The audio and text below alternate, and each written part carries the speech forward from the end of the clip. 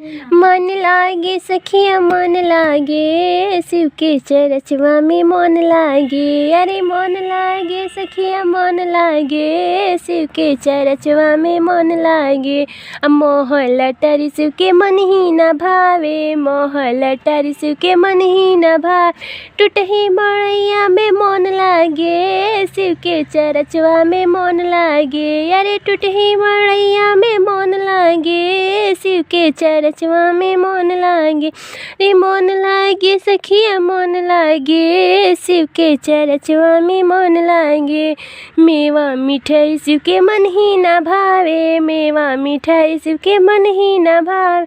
भंगिया के गोला में मन लागे, शिव के चरचवा में मन लागे। अरे भंगिया के गोला में मन लागे, शिव के चरचवा में मन लागे। अरे मन लागे सखिया मन लागे, शिव के चरचवा में मन लागे।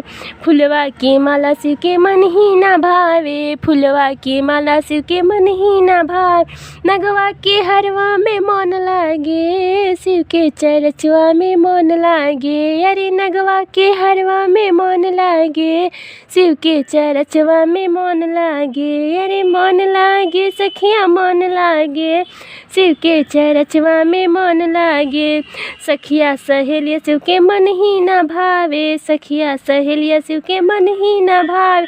भूतवा परतवा में मन लागे, शिव के चरचवा में मन लागे। अरे भूतवा परतवा में मन लागे, शिव के चरचवा में मन लागे। अरे मन लागे सखिया मन लागे, शिव के चरचवा में मन लागे। अरे मन लागे सखिया मन लागे, शिव के चरचवा में मन लागे।